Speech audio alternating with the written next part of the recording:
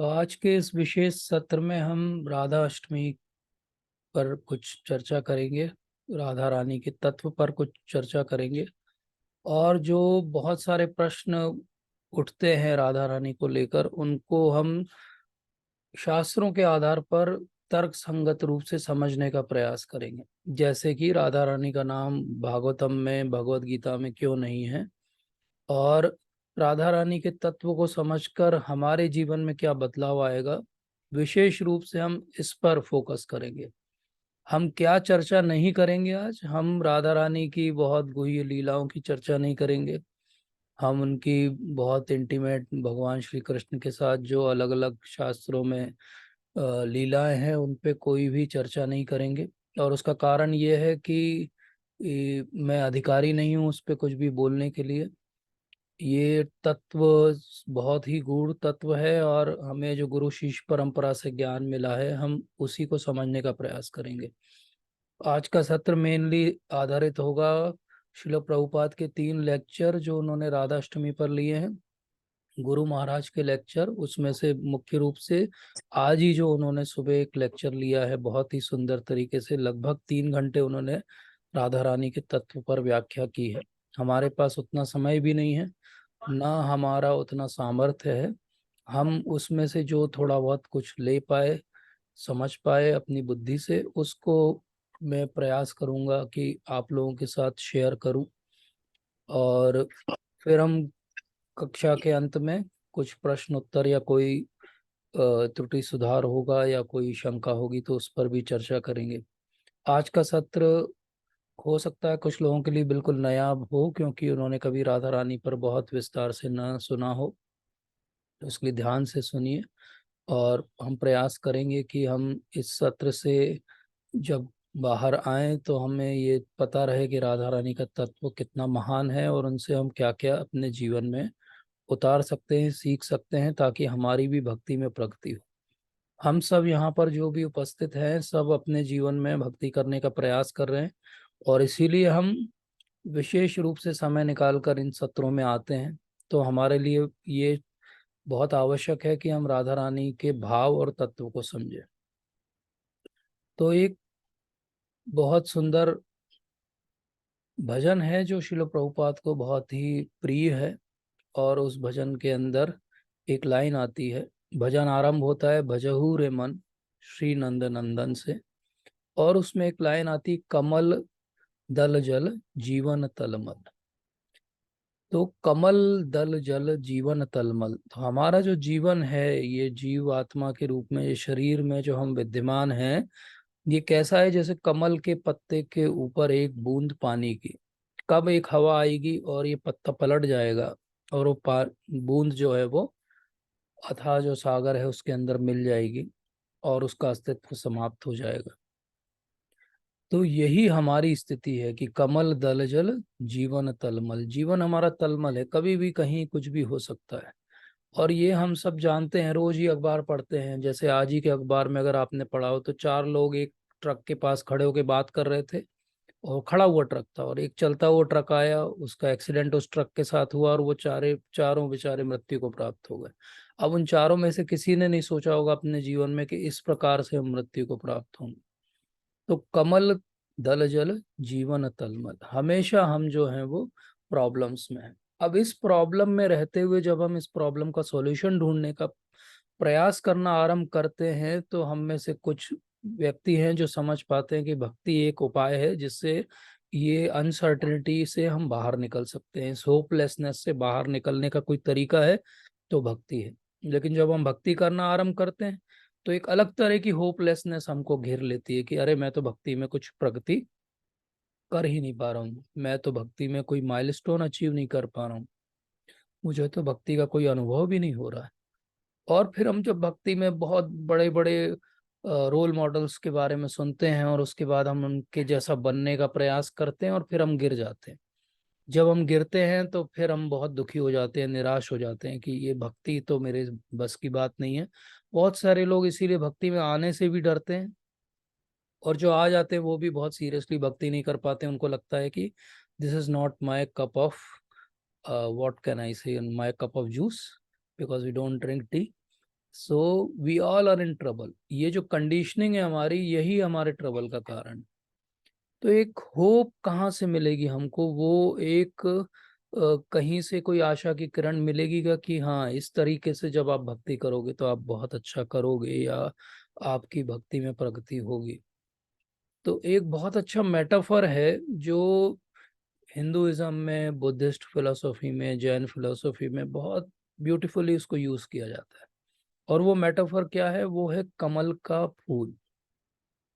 कमल के फूल को अगर आप देखो तो वो कहाँ उगते हैं? जहाँ पे पूरा कीचड़, गंदगी, रुका हुआ पानी रहता है, उसके बीच में कमल उगता है। एक्चुअली कमल का अर्थ ही होता है क प्लस मल। मल मतलब गंदगी, क मतलब उगना। कमल का एक नाम है पंकज। पंक का अर्थ होता है कीचड़, और ज का अर्थ होता है जन्म लेना, जो कीचड़ में जन्म लेता हो। हम जो ये मटेरियलिस्टिक जीवन में, भौतिकतावादी जीवन में जी रहे हैं, ये भौतिकतावादी जीवन एक कीचड़ की तरह है। और जब हम आध्यात्मिक प्रगति करना चाहते हैं तो आध्यात्मिक प्रगति ऐसे है जैसे धीरे धीरे कोई एक कमल खिलेगा। लेकिन स्थिति क्या है हमारी? अगर वो कमल खिलेगा, टाइम पे खिल जाएगा तो अच्छी बात है, नहीं तो क्या होगा? कमल दल जल जीवन तलमल। वो तो हवा आएगी और हम खत्म ही हो जाएंगे उगने के पहले ही। तो ये बड़ी परेशानी कि बार बार जब हमारा स्पिरिचुअल फॉल डाउन और चैलेंजेस आते हैं तो हम डिसहार्टन्ड हो जाते हैं, हम होपलेस हो जाते हैं। हमको लगता है कि ये कीचड़ में ही पड़े रहना शायद मेरी नियति है, इस कीचड़ से बाहर निकलना शायद मेरे लिए इस जीवन में या मेरे सामर्थ्य से संभव नहीं। तो उसमें एक बात तो बिल्कुल सही है कि केवल हमारे सामर्थ्य से इस कीचड़ से बाहर निकलना और कमल की तरह खिलना संभव नहीं है।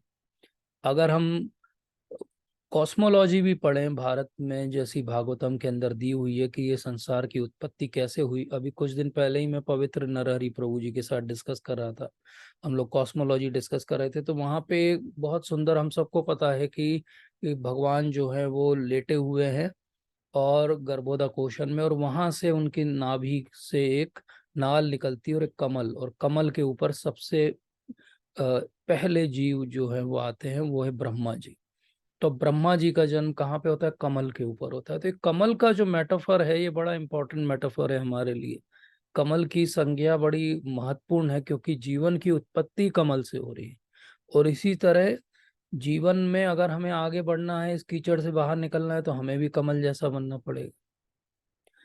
तो जो राधा रानी है, राधा रानी और भगवान श्री कृष्ण दोनों चाहते हैं हम उनके, जो है, भगवान कहते हैं कि अहम बीज प्रदः पिता। वो पिता है हमारे, वो हमारे बीज प्रदान करने वाले पिता हैं। और पिता क्या चाहेगा? कि संतान के लिए अच्छा हो, बच्चे के लिए अच्छा हो। तो राधा रानी और भगवान श्री कृष्ण दोनों क्या चाहते हैं? बहुत कृपालु हैं, और वो चाहते हैं कि हम इस पंख से, इस कीचड़ से बाहर निकलें। और यही हम भी चाहते हैं। तो जब हम भगवान के बारे में जानना आरंभ करते हैं और हम सोचते हैं कि अब हम भगवान को जानेंगे और भगवान के थ्रू हम इस कीचड़ से बाहर निकल जाएंगे, तो हम भगवत गीता पढ़ना आरंभ करते हैं। जब भगवत गीता पढ़ना आरंभ करते हैं तो हमको समझ में आता है कि भगवान ने तो वहां पे 4.11 में बोल दिया, ये यथामाम प्रपद्यन्ते ताम तथैव भजाम्यहम्। इसका अर्थ क्या हुआ? इसका अर्थ ये हुआ कि जो जैसा मेरे साथ बिहेव करता है, मैं वैसा उसके साथ रेसिप्रोकेट करता हूँ। मैं कैसा भगवान हूँ? मैं एक रेसिप्रोकल नेचर वाला भगवान हूँ। अर्थात मेरे साथ आप कैसा बिहेव करते हो ये बहुत इंपॉर्टेंट है। मैं दयालु हूँ, लेकिन मैं ये भी देखता हूँ कि आपके हृदय में क्या चल रहा है। तो जब हम ये जानते हैं तो हम और ज्यादा होपलेस हो जाते हैं कि अब तो मेरा नंबर यहाँ भी नहीं लगेगा, क्योंकि भगवान तो जज की तरह है। और जज की तरह जब वो कुर्सी पे बैठेंगे तो वो तो कैसा निर्णय लेंगे? वो हृदय से निर्णय नहीं लेंगे। वो तो ये देखेंगे कि इसने पुराने कितने जन्मों में क्या क्या किया है, और क्या ये मेरी कृपा का अधिकारी बन गया है। तो फिर हमको ध्यान आता है कि नहीं नहीं, अंत में भगवान ने ये भी तो बोला है कि सर्वधर्मान परित्यज्य माम एकाम शरणम व्रज। तो चलो भगवान की शरण में चलते हैं, कोई प्रॉब्लम नहीं है। लेकिन वहां भी राइडर क्या लगाया भगवान ने? भगवान ने बोला कि सर्वधर्मान परित्यज्य, पहले सारे धर्मों का त्याग करो, पार्ट 1। पार्ट 2, मेरी शरण में आओ। पार्ट 3, मैं तुम्हें सारे पापों से मुक्त करूंगा। अगेन भगवान ने जो भी बोला वो प्रॉमिस किया है, लेकिन प्रॉमिस के साथ कंडीशनिंग है। और वो इतनी डिफिकल्ट कंडीशनिंग है कि हमसे इस जीवन में तो पूरी होने से रही। तो हम क्या हो जाते हैं, और ज्यादा दुखी हो जाते हैं। और फिर जब हम जानते हैं कि भगवान तो अभिज्ञ हैं, स्वराट हैं, और उनका अपना एक स्वीट विल है जिससे वो निर्णय लेते हैं, तो हम और ज्यादा परेशान हो जाते हैं कि अब मतलब इनके ऊपर तो कोई है ही नहीं। और जब इनके ऊपर कोई नहीं है तो हमारी तो चलना बंद हो जाएगी, हमारी सुनवाई कहाँ से होगी, क्योंकि भगवान तो अभिज्ञ है, स्वराट है, वो अपने निर्णय खुद लेते हैं। तो फिर हम वेदों को पढ़ते हैं, और वेदों को पढ़ते हैं तो हमको पता चलता है, नहीं नहीं, भगवान के सिस्टम को हैक करने के कुछ तरीके हैं। बोले अच्छा, वो क्या क्या तरीके हैं? बोले एक कर्मकांड तरीका है। कर्मकांड में कैसे हैक कर सकते हैं आप सिस्टम को? आप ये कर्मकांड के रिचुअल्स को फॉलो करिए, आप स्वर्ग तक जा सकते हैं। कम से कम आपका ये जो कमल दल जल है, ये थोड़ा सा ड्यूरेशन बढ़ जाएगा आपकी लाइफ का, आपके लिए आसानी रहेगी, लंबे समय आप एंजॉय कर पाएंगे। फिर लगता है कि नहीं, लेकिन वापस तो यहीं आना पड़ेगा। तो बोले हाँ, वापस तो यहीं आना पड़ेगा। तो बोले और कोई उपाय है? बोले हाँ, एक उपाय और है, बहुत सारा आप ज्ञान अर्जित करिए भगवान के बारे में, और उस ज्ञान के माध्यम से जो है भगवान को आप प्रसन्न करने का प्रयास करिए। बोले कितना पढ़ना पड़ेगा? बोले अनगिनत शास्त्र हैं और उसमें लाखों श्लोक हैं, और वो भी सब क्लासिक संस्कृत में है। बोले ये भी बड़ा डिफिकल्ट काम है। तो बोले अच्छा, ऐसा करो, मन को कंट्रोल करने की कोशिश करो, मन कंट्रोल करने से भी भगवान जो है हृदय में धारण हो जाते हैं और उनके दर्शन हो जाते हैं। बोले अच्छा, इसके लिए क्या करना पड़ेगा? बोले ऐसा करो, अष्टांग योग करो, अष्टांग की साधना करो, और अष्टांग योग से आप धीरे धीरे ध्यान योग में पारंगत होगे तो आपको हृदय में भगवान के, परमात्मा के दर्शन होने लगेंगे। बोले मन तो हमारा एक सेकंड के लिए कंट्रोल नहीं होता है, और आप बोलते हो कि समाधि अचीव करो। बोले ये तो बड़ा मुश्किल काम है। तो बोले अच्छा, अब ये सब नहीं करोगे तो एक काम करो, एक छोटा सेक्शन वेद में उपासना के बारे में भी है, भगवान की भक्ति के बारे में है, उसका कुछ प्रयास करके देख लो, शायद उससे कुछ हो जाए। तो जब हम उपासना कांड को पढ़ना प्रयास करते हैं वेदों के अंदर, तो हमको पता चलता है कि भगवान के बारे में एक बहुत अच्छी बात श्रुतियों में लिखी गई है। और वो ये लिखी गई है कि रसो वे सह, भगवान क्या है? रस के बने हुए हैं, प्रतिमूर्ति हैं वो रस के, पूरे केवल रस हैं और कुछ भी नहीं है। बोले अच्छा, भगवान इतने ज्यादा रसिक है, इतने ज्यादा वो अट्रैक्टिव हैं? बोले हाँ। और फिर जब हम और विस्तार से पढ़ते हैं उपासना कांड को और उपनिषदों को, तो हमें पता चलता है कि एक बड़ा इंपॉर्टेंट श्लोक है, और वो श्लोक ये कहता है कि न तस्य कार्यम कारणम च विद्यते। बोले भगवान के लिए कोई कार्य करने की आवश्यकता नहीं, न तत्समस च अभिध्यक्ष च दृश्यते, न उनके जैसा कोई आसपास दूर दूर तक दिखाई देता है। तो बोले फिर क्या है? बोले स्वाभाविकी ज्ञान बल क्रिया च, भगवान स्वाभाविक रूप से ज्ञान बल और क्रिया, ये उनकी विविध शक्तियां हैं। परस्य शक्तिर विविधेय श्रूयते, स्वाभाविकी ज्ञान बल क्रिया च। तो क्या कह रहे हैं वो? परस्य शक्तिर विविधेव श्रूयते। तो भगवान की बहुत सारी विभिन्न शक्तियां हैं, और उन शक्तियों के माध्यम से भगवान कार्य करते हैं। तो फिर हमें समझ में आता है कि अच्छा, इन शक्तियों के माध्यम से क्या भगवान को प्रसन्न किया जा सकता है? क्या इन शक्तियों को हम समझें तो क्या भगवान को प्रसन्न किया जा सकता है? और फिर हमारे मन में एक प्रश्न आता है कि इन शक्तियों का कोई स्रोत होगा, कोई ओरिजिन होगा, ये शक्तियां कहाँ से आई? तो डेफिनेटली ये शक्तियां भगवान से ही आएंगी, क्योंकि भगवान की शक्तियां हैं। अब भगवान की शक्तियां हैं तो भगवान से पृथक रूप से क्या उनका कोई अस्तित्व है? तो इसके लिए जब हम विस्तार से पढ़ते हैं व्यास देव की रचित अलग अलग पुराणों को, तो हमें समझ में आता है कि एक बहुत सुंदर स्थान है जहाँ पर भगवान शाश्वत रूप से निवास करते हैं, और उस स्थान का नाम है गोलोक वृंदावन। और उस गोलोक वृंदावन में एक बहुत सुंदर सा स्थान है जिसको कहते हैं रास मंडल। और उस रास मंडल में एक कॉर्नर पे रास मंडल के एक बहुत सुंदर पर्वत है, और उसका नाम है शतशृंग। शतशृंग पर्वत जो है, वहां पर भगवान एक दिन बैठे हुए हैं। और शतशृंग पर्वत के वहां जब भगवान बैठे हैं तो उनके मन में एक इच्छा आती है। अब भगवान आप्त काम है, आत्माराम है, उनको अपने आप में पूरी संतुष्टि है, लेकिन फिर भी एक इच्छा आती है। इच्छा तो आ ही सकती है। और इच्छा क्या आती है? इच्छा आती है कि और भी कोई होता जिसके साथ मैं विहार कर सकता, और जैसे ही भगवान इच्छा करते हैं, क्योंकि वो आत्मा राम है, उनकी इच्छा जो है वो कैसी है, उसको कहते हैं सत संकल्प। भगवान सोचते भी हैं तो वो संकल्प है, और भगवान का ये सोचना बस कि मैं किसी के साथ विहार करता, इतने में वो देखते हैं कि उनकी लेफ्ट साइड से एक बहुत ही सुंदर अलौकिक एक युवती का आविर्भाव होता है, जो उनकी सारी शक्तियों का मूर्तिमान रूप है, और वो है इतनी सुंदर। और जब ये भगवान उनकी तरफ देखते हैं और वो कहते हैं कि मैं आपके साथ विहार करना चाहता हूं, तो वो और सुंदर हो जाती है। और वो तुरंत जैसे ही आई है, वो उठती है और भागने लगती है। किस लिए भागने लगती हैं? वो जाने लगती हैं कुछ फ्लावर्स को कलेक्ट करने के लिए। और वो क्या करेंगी उन पुष्प को कलेक्ट करके? वो ला के भगवान के चरणों में अर्पित कर देंगी।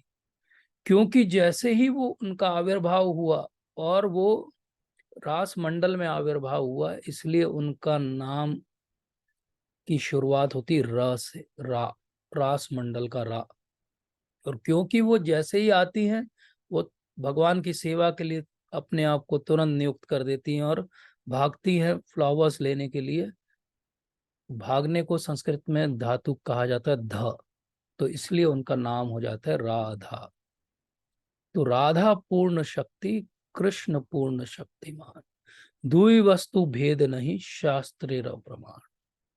राधा पूर्ण शक्ति है और कृष्ण जो है शक्तिमान है। एक शक्तिमान है जिनसे वो शक्ति आई है, लेकिन वो शक्ति इतनी अलौकिक है कि जो शक्तिमान है अब वो विस्मित है, और वो शक्तिमान जो है वो पूरी तरीके से सरेंडर्ड है।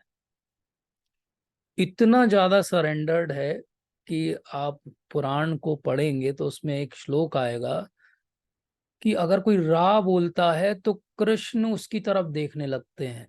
रा बोल दिया किसी ने तो कृष्ण उसकी तरफ देखने लगते हैं, और धा बोल दिया तो कृष्ण उसकी तरफ दौड़ने लगते हैं कि किसने मेरी प्रियतमा का नाम लिया, किसने राधा बोला। भगवान इतने ज्यादा ट्रांसीडेंटली मैड हैं राधा रानी के लिए, हम समझ भी नहीं सकते। तो व्यास देव के माध्यम से अगर हम समझने का प्रयास करें तो हमें समझ में आएगा कि भगवान से अलग अलग प्रकार की मैत्री और संबंध स्थापित किए जा सकते हैं। और उसमें जो सबसे महान संबंध हो सकता है, वो संबंध क्या हो सकता है? वो संबंध हो सकता है माधुर्य के स्तर पर, क्योंकि माधुर्य के स्तर का प्रेम की जो पराकाष्ठा है वो उसके ऊपर और कुछ भी नहीं हो सकता। अब फिर प्रश्न उठता है कि अगर ये इतनी बड़ी बात है तो ये कहीं है क्यों नहीं, ये कहीं दी हुई क्यों नहीं है, या हम मेन स्ट्रीम स्पिरिचुअलिटी में क्यों हम राधा रानी के बारे में इतने प्रश्न उठाते हैं और कोई मानता क्यों नहीं है? क्या भागवतम के अंदर राधा रानी है? क्या भगवत गीता में राधा रानी है? तो बिल्कुल भगवत गीता में भी राधा रानी है और भागवतम में भी राधा रानी है। अगर हम आचार्यों की दृष्टि से देखेंगे तो भगवत गीता से ज्यादा रसिक कोई साहित्य नहीं है जहाँ पे राधा रानी है सब जगह। अब कैसे है वो तो बहुत विस्तार का विषय है, लेकिन हम कुछ उदाहरणों से इसको समझने का आज प्रयास करते हैं। और उस उदाहरण के लिए हम कुछ भगवत गीता के श्लोक देखेंगे। पहला श्लोक मैं चाहूंगा आप में से कोई पढ़े, 9वें अध्याय का 13वां श्लोक, जिसके पास भी भगवत गीता हो। 9th चैप्टर 13 श्लोक।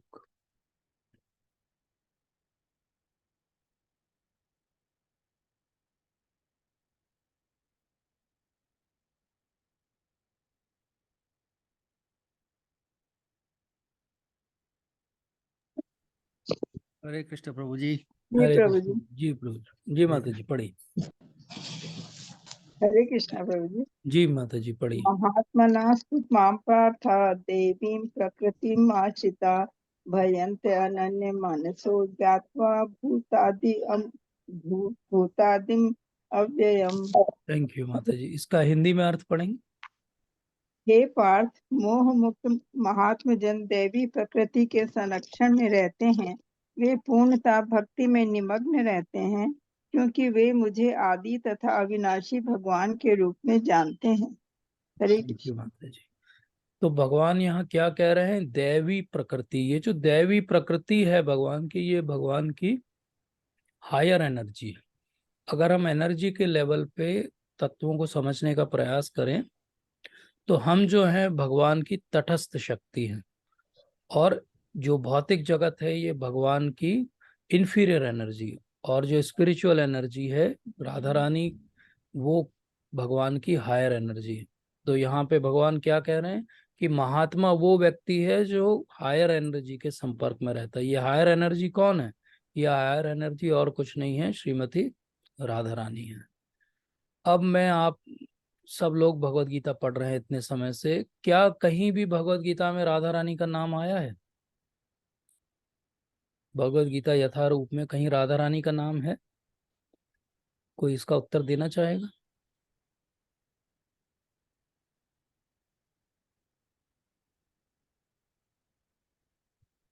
तो अगर हम देखें, प्रणाम, जी, प्रणाम मंत्र में नाम है प्रभु जी। यस, वेरी गुड, एक प्रणाम मंत्र में नाम है, लेकिन टेक्निकली वो भगवत गीता का पार्ट नहीं है क्योंकि वो तो मंगलाचरण है। और कहीं? हरे कृष्ण प्रभु जी। यस प्रभु जी। प्रभु जी दंडवत नाम। यस प्रभु जी। प्रभु जी आज मैं मॉर्निंग में हिजोलेनस राधानाथ महाराज की क्लास सुन रहा था मुंबई से। जी, तो 10th कैंटो के 30th चैप्टर के 38 श्लोक में बताते हैं हाँ वो है, आप हम अभी भगवत आराध्यन। गीता की बात कर रहे हैं प्रभु जी। अच्छा जी जी, सॉरी सॉरी भगवत सॉरी गीता में कहाँ पर है? Sorry sorry sorry. हाँ वो उस पे आएंगे, हम जस्ट आने वाले हैं, देन विल जी डिस्कस जी जी। पार्ट। यस। हरे कृष्ण तो भगवत गीता, यस प्रभु जी, यस हरे स्पष्ट प्रभु। कृष्ण जी। मैंने सुना था कि लास्ट चैप्टर में लास्ट श्लोक में और पर्पट के लास्ट पैराग्राफ में वेरी गुड, दिस की is like good reading, very nice. Last श्लोक के लास्ट परपट की लास्ट लाइन कोई पढ़ेगा? I am very happy, very very nice. पढ़िए, कोई भी पढ़ना चाहेगा। Last chapter Bhagavad Gita 18 chapter, last श्लोक, लास्ट परपट प्रभुपाद का, उसकी लास्ट लाइन पढ़िए। हरे कृष्ण प्रभु जी। यस, पढ़िए इस माता जी। स्वतंत्र इस स्वतंत्र के सदुपयोग से ही वह कृष्ण के प्रत्यक्ष आदेश के अंतर्गत आता है। इस प्रकार यह अलाहादनी शक्ति की अपनी सामान्य दशा को प्राप्त होता है। यस माता जी, आह्लादनी शक्ति कौन है? श्रीमती राधा राधा रानी। यस। तो पूरी भगवत गीता का अंत में लास्ट श्लोक में प्रभुपाद से रहा नहीं गया और उन्होंने लास्ट लाइन लिखी दी कि आह्लादनी शक्ति के कंट्रोल में रहना ही एक्चुअली भक्ति है। तो प्रभुपाद, तो पूरी भगवत गीता, कभी हम किसी दिन विस्तार से चर्चा करेंगे, पूरी भगवत गीता केवल केवल राधा रानी का गुणगान है और कुछ भी नहीं है। एक और एग्जाम्पल लेते हैं और फिर उसके बाद आगे बढ़ते हैं। 6 चैप्टर का 30th श्लोक कोई पढ़ के सुनाएगा?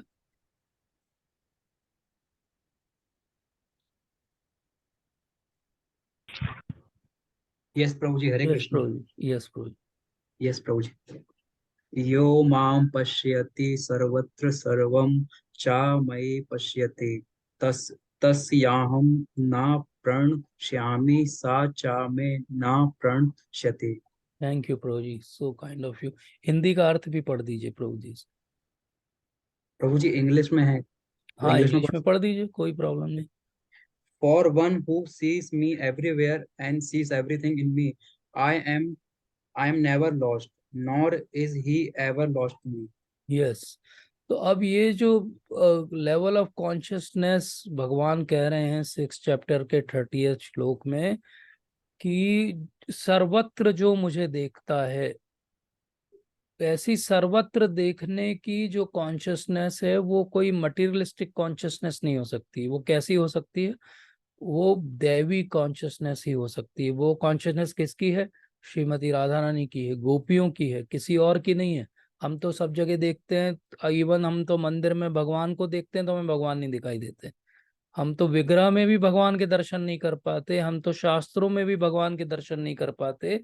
और राधा रानी कैसी हैं कि जब भगवान श्री कृष्ण वृंदावन से चले जाते हैं तो एक भौरे को भी देखती है तो भ्रमर गीत गाती हैं और बोलती हैं कि ये भौरा भी कौन है? कृष्ण ही है जो रूप बदल के आए। तो ये कॉन्शियसनेस का लेवल की सर्व तरफ केवल भगवान को देखना, ये केवल गोपियों का कॉन्शियसनेस का लेवल हो सकता है, ये हमारा किसी का नहीं हो सकता। इसलिए ये कहना कि भगवत गीता के अंदर भक्ति की बात नहीं है या राधा रानी की बात नहीं है, बिल्कुल गलत है। क्योंकि भक्ति की अधिष्ठात्री कौन है? श्रीमती राधा रानी। भक्ति चालू कहाँ से होती है? राधा रानी से। दैवी संपदा, दैवी शक्तियां कहाँ से आती है? राधा रानी से। तो पूरी भगवत गीता में भगवान क्या कर रहे हैं? पहले 6 चैप्टर टेक्निकली हम बोलेंगे कर्म योग, बीच के 6 चैप्टर हम बोलेंगे भक्ति योग, लास्ट के 6 चैप्टर बोले ज्ञान योग, लेकिन कुछ भी नहीं है। एक्चुअली पहले 6 चैप्टर आपको ले जा रहे हैं भक्ति तक। लास्ट में आप श्लोक पढ़ेंगे तो आपको पता लगेगा पहले 6 चैप्टर क्या कर रहे हैं? भक्ति को एस्टेब्लिश कर रहे हैं। और बोले लास्ट के 6 चैप्टर बोले ज्ञान के आधार पे भक्ति को एस्टेब्लिश कर रहे हैं। और बीच के चैप्टर क्या कर रहे हैं? भक्ति को एस्टेब्लिश कर रहे हैं। तो कर क्या रहे हैं भगवान पूरी भगवत गीता में? केवल भक्ति को एस्टेब्लिश कर रहे हैं, मतलब राधा रानी का गुणगान कर रहे हैं, और कुछ भी नहीं है भगवत गीता। तो अगर हम आचार्यों की दृष्टि से देखेंगे तो हमें समझ में आएगा कि भगवत गीता क्या है? कुछ नहीं है, केवल राधा रानी का गुणगान है और कुछ है ही नहीं। क्योंकि भगवान तो उनके बिना रह ही नहीं पाते। इसीलिए वो कहते हैं ना कि सर्वधर्मान परित्यज्य माम एकाम शरणम ब्रज। ब्रज, ब्रज मतलब वृंदावन। तो उनसे ब्रज का नाम लिए बिना रह नहीं जब पाते हैं, तो लास्ट क्लास में वो कह ही देते हैं कि ब्रज मतलब मेरे पास आओ। तो हम भगवान की क्या है? तटस्थ शक्ति है। हम भगवान की तटस्थ शक्ति हैं। अब तटस्थ शक्ति के साथ प्रॉब्लम क्या है? तटस्थ शक्ति के साथ प्रॉब्लम है कि या तो वो इंफीरियर एनर्जी के साथ रहे या हायर एनर्जी के साथ रहे। जब वो हायर एनर्जी के साथ रहने का प्रयास आरंभ करता है उसी को भक्ति कहते हैं। और जब वो इंफीरियर एनर्जी के साथ रहता है तो वो भौतिक जीवन जी रहा है। भौतिक जीवन हमने देखा कैसा है? जैसे कमल के पत्ते पे पानी की बूंद, कब बिखर जाएगी पता नहीं हमको। आध्यात्मिक जीवन कैसा है उसके बारे में अब हम समझेंगे। लेकिन आध्यात्मिक जीवन का स्रोत कहाँ से आता है? स्रोत आता है श्रीमती राधा रानी से। एक्चुअली राधा रानी ही स्रोत हैं सारी देवियों की। तो दुर्गा भी कहाँ से आती है? राधा रानी से आती है। इसलिए राधा रानी स्रोत हैं लक्ष्मियों की भी। और दुर्गा जो है वो ये इंफीरियर एनर्जी या प्रकृति को कंट्रोल करती है। और जो हायर एनर्जी वो आह्लादनी शक्ति है जो भगवान को आह्लाद देती है, और वो है श्रीमती राधा रानी। तो भगवान जब कहते हैं कि देवी ऐशी गुणमयी मम माया दुरत्या, तो वो क्या कहते हैं? अगर हम इतनी बात सुनेंगे तो हम होपलेस हो जाएंगे। होपलेस क्यों हो जाएंगे? बोले देवी ऐसी गुणमयी मम माया दुरत्या, बोले इस माया से पार पाना असंभव है। लेकिन फिर क्या कहते हैं? मामेव ये प्रपद्यन्ते मायाम एताम तरंती थे। लेकिन जो मेरे शरण में आ जाएगा वो तर जाएगा यहाँ से। तो ये क्या है? एक ही श्लोक के अंदर पहला फेज होपलेसनेस है और दूसरा फेज होपलेस से हमको होपफुलनेस की तरफ ले जा रहा है कि माया एव ये प्रपद्यन्ते माया मेताम तरंती ते। तो कौन तैर पाएगा यहाँ से? जो भगवान को सरेंडर करेगा। तो इसलिए टेक्निकली क्या समझना जरूरी है? जीवेरा स्वरूप हो कृष्णेर नित्यदास। तो हम भगवान की तटस्थ शक्ति हैं, लेकिन साथ में क्या है? हम नित्य दास हैं। जैसे ही हम कहते हैं कि हम नित्य दास हैं, हमने क्या किया? मामेव ये प्रपद्यन्ते माया में ताम तरंती थे। तुरंत भगवान और राधा रानी हमको यहाँ से बाहर निकाल देंगे। इसीलिए वो ही कमल जो हमारा भक्ति का कमल मान लें उसको, जो खिल नहीं रहा था, वो कब खिलता है? जब भगवान श्री कृष्ण और राधा रानी की कृपा हमें मिलती है। और वो कृपा कैसे मिलती है? जब हम समझते हैं उनके बारे में। जैसे हम अभी प्रभु जी बात कर रहे थे भागवतम की, तो भागवतम की अगर हम बात करें तो भागवतम के अंदर फर्स्ट कैंटो के अंदर 8th चैप्टर, जिसमें कुंती महारानी बहुत सुंदर स्तुति करती, तो वो क्या कहती है भगवान? नमः पंकज नाभाय नमः पंकज मालिने नमः पंकज नेत्राय नमस्ते पंकजांग्रये।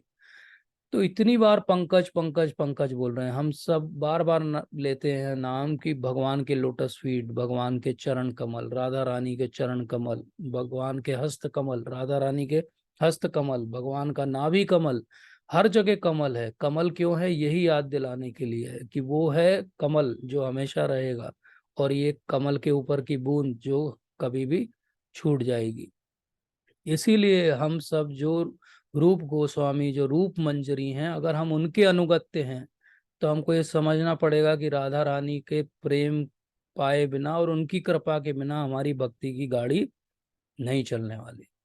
और ये हम अगर परंपरा से भी देखने का प्रयास करें, अगले में 5-7 मिनट में आपको ब्रीफली एक ओवरव्यू देता हूँ कि गौर किशोरदास बाबा जी महाराज, जो कि बहुत महान वैष्णव हुए, उन्होंने, मेरी जितनी जानकारी है, उन्होंने एक ही भजन लिखा अपने पूरे जीवन काल में, और वो एक भजन जो लिखा वो था कोथाय गो प्रेममयी राधे राधे।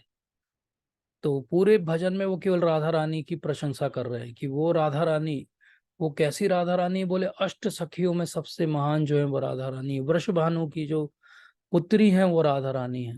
और उसी भजन में वो कहते हैं कि रघुनाथ दास गोस्वामी क्या करते हैं, बोले पूरे समय राधा राधा राधा राधा बोलते हुए पूरे वृंदावन में भ्रमण करते रहते हैं, बस उनका कोई और कार्य नहीं। तो ऐसे हैं गौर किशोरदास बाबा जी और रघुनाथ दास गोस्वामी। और फिर हम देखें कि भक्ति विनोद ठाकुर महाराज, तो भक्ति विनोद ठाकुर महाराज ने एक बहुत सुंदर पुस्तक लिखी गीतावली, और गीतावली के अंदर उन्होंने लिखा महाभाव चिंतामणि, एक सॉन्ग लिखा, उसको टेक्निकली या ऑफिशियली राधिका अष्टकम भी बोलते हैं। और इस पूरे राधिका अष्टकम में क्या बात समझाया उन्होंने कि एक राधा जो है वो सबसे सुप्रीम जो है वो अधिष्ठात्री देवी है सबकी, और वो हमेशा भगवान श्री कृष्ण के साथ में दिखाई देती हैं, और उनके नाम का मतलब है कि वो सबसे बड़ी आराधना करती हैं किसकी, भगवान श्री कृष्ण की। और क्योंकि वो सबसे बड़ी आराधना करती हैं इसलिए वो भगवान का क्या है, फेमिनाइन काउंटर पार्ट है। तो इस प्रकार से भक्ति विनोद ठाकुर महाराज जो है वो उनकी स्तुति करते हैं। और भक्ति सिद्धांत सरस्वती ठाकुर महाराज क्या कहते हैं, उनके जीवन में एक बहुत सुंदर घटना हुई जो हर बार राधाष्टमी पे हम याद करते हैं कि राधा कुंड में वो खड़े हुए हैं अपने भक्तों के साथ, और वो देखते हैं कि कुछ भक्त जो हैं, कुछ लोग हैं, वहाँ के राजा हैं, वो राधा कुंड की परिक्रमा कर रहे हैं दंडवत करके। दंडवत मतलब एक बार आप दंडवत करोगे, फिर उठोगे, फिर दंडवत करोगे, ऐसे करके राधा कुंड की पूरी परिक्रमा कर रहे हैं। तो भक्ति सिद्धांत सरस्वती ठाकुर महाराज के जो शिष्य हैं वो उनकी बहुत प्रशंसा करते हैं, बोले देखिए महाराज कितनी अच्छी इनका भाव है, कितने अच्छे से ये राधा कुंड की परिक्रमा कर रहे हैं। तो भक्ति सिद्धांत सरस्वती ठाकुर महाराज कहते हैं कि बहुत अच्छा है, इनका भाव बहुत अच्छा है, लेकिन हमारा भाव और इनका भाव थोड़ा थोड़ा अलग है। तो वो पूछते हैं शिष्य कि क्या अलग है महाराज, कैसे अलग है। बोले ये राधा कुंड की परिक्रमा क्यों कर रहे हैं, बोले ये कृष्ण को चाहते हैं, और क्योंकि कृष्ण राधा को चाहते हैं इसलिए राधा कुंड की परिक्रमा कर रहे हैं। तो वो पूछते हैं उनके शिष्य कि महाराज फिर हमारा भाव क्या है प्रभुपाद, हमारा भाव क्या होना चाहिए। तो वो कहते हैं कि नहीं, हमारा भाव थोड़ा अलग है। हम तो कृष्ण को इसलिए मानते हैं क्योंकि राधा रानी उनको कुछ मानती है। बोले अगर राधा रानी कृष्ण को कुछ ना माने तो हम भी मानना बंद कर दें। बोले हम तो राधा रानी को मानते हैं, हम तो राधा रानी के अनुगत्य हैं, हम तो राधा रानी का अनुगमन करते हैं। तो ये इतना सुंदर वो एक कॉन्टेक्स्ट देते हैं कि राधा रानी के जो अनुगत्य हैं वो गौड़ वैष्णव है, जो कृष्ण के अनुगत्य हैं वो और विष्णु के अनुगत्य हैं वो वैष्णव हैं, लेकिन गौड़ वैष्णव कौन है, जो राधा रानी के अनुगत्य है। और अब हम आते हैं श्रील प्रभुपाद के जीवन में। तो श्रील प्रभुपाद जब बहुत छोटे से हैं तो उनके घर में बहुत सारे संत आते हैं, और उनके पिताजी बार बार एक ही बात मांगते हैं सबसे कि आप इस बालक को ये आशीर्वाद दीजिए कि श्रीमती राधा रानी की इस पर कृपा हो जाए। बोले ये अच्छे से उनका प्रचार करे, आगे बड़ा हो तो, और एक बहुत अच्छा शुद्ध भक्त बने। तो हम में से कितने लोग हैं जो अपने बच्चों के लिए मांगते हैं कभी किसी से कि ये कृपा हो जाए कि मेरा बच्चा बहुत अच्छा भगवान का भक्त बने। हम मांगते हैं कि वो बहुत बड़ा डॉक्टर बने, इंजीनियर बने, सीए बने, लॉयर बने, पैसा कमाए, बिजनेस वाला बने, लेकिन क्या है वो सब कमल दल जल है। हम में से कौन मांगता है वो चीज जो हमेशा उस बच्चे के लिए रहेगी। वो मांगा था शिल प्रभुपाद के पिता ने। और जब प्रभुपाद जा रहे हैं अकेले जलदूत पे बैठ के, तो वो राधा रानी से कृपा की याचना करते हैं। जलदूत डायरी में वो लिखते हैं कि राधा रानी आपकी कृपा होगी तभी मैं ये संदेश जो भगवान श्री कृष्ण का है ये मैं विदेश में प्रचार कर पाऊंगा। इसीलिए प्रभुपाद बहुत सुंदर एक लेक्चर लिया उन्होंने और बड़ी सुंदर बात बोली।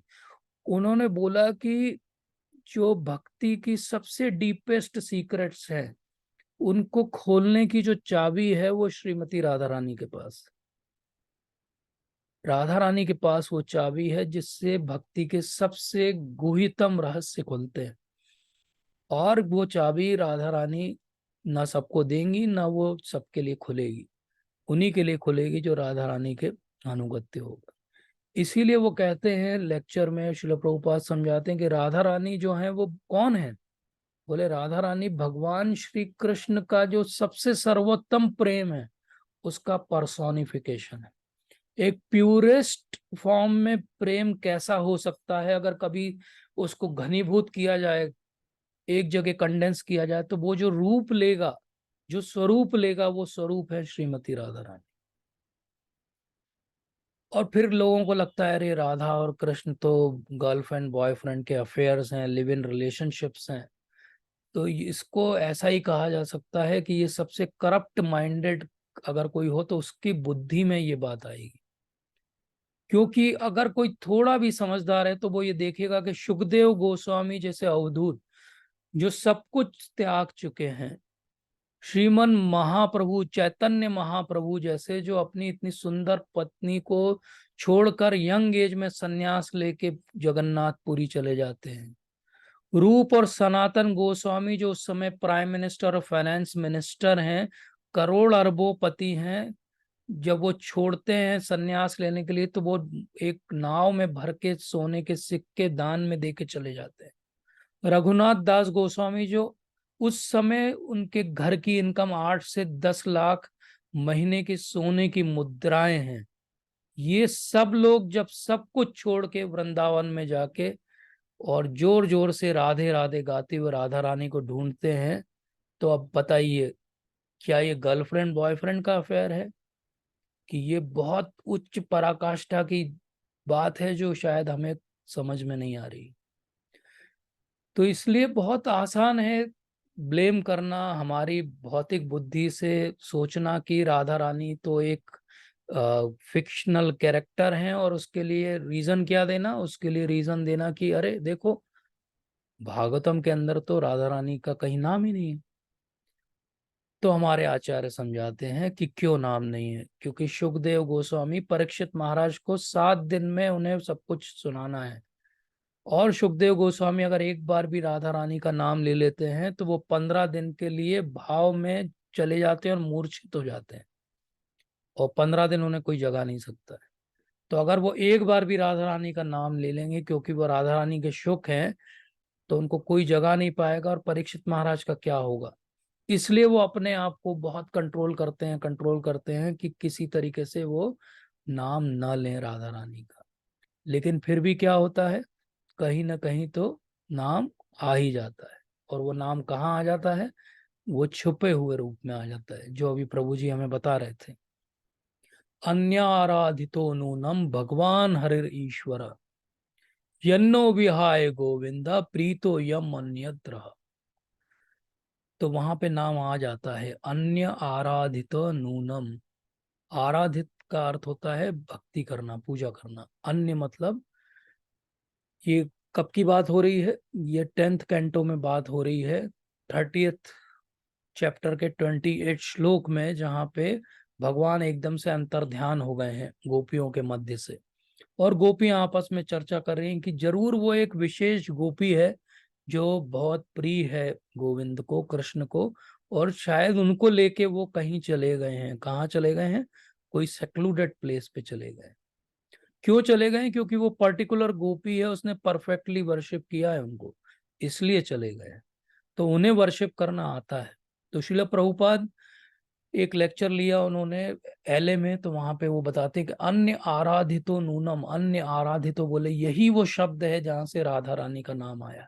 अन्य आराधितो, आराधना करना। आराधना सबसे अच्छी कौन करता है, राधा रानी करती है। और जब हम आराधना शब्द सुनते हैं तो हमको एक श्लोक और याद आना चाहिए। भागवतम के अंदर और भी इनडायरेक्टली बहुत सारी जगह राधा रानी की जो है बारे में बताया गया है, अलग अलग नामों से बताया गया है। एक्चुअली राधा रानी का एक नाम लक्ष्मी भी है, तो जहाँ जहाँ लक्ष्मी नाम आया वो भी राधा रानी का ही एक्सपेंशन है। तो इस प्रकार से जितनी महिषियाँ हैं जो कि भगवान श्री कृष्ण की पत्नियां हैं, वो सब भी राधा रानी का ही विस्तार है। तो सारी 16,108 राधा रानी का ही विस्तार है। इस तरह राधा रानी का बहुत जगह जो है बताया गया है। इवन जब कुरुक्षेत्र में भगवान वापस मिल रहे हैं, जहाँ से रथ यात्रा का आरंभ होता है, वहां पर भी राधा रानी के बारे में है। तो ऐसा नहीं है कि भागवतम के अंदर राधा रानी के बारे में नहीं है, लेकिन छुपे हुए रूप में है। उसको देखने के लिए हमें आचार्यों की कृपा चाहिए। और जब अभी हमने देखा कि भगवान श्री कृष्ण से लेफ्ट साइड से विस्तार हुआ, राधा रानी आई, लेकिन फिर राधा रानी के प्रेम को देख के भगवान श्री कृष्ण ने सोचा कि ऐसा क्या है मेरे अंदर कि ये इतनी मेरे तरफ आकर्षित है, और मैं उसका आस्वादन कैसे करूंगा। तो फिर वो दोनों एक हो गए, और इस बार वो चैतन्य महाप्रभु के रूप में आए उसी बात का आस्वादन करने के लिए।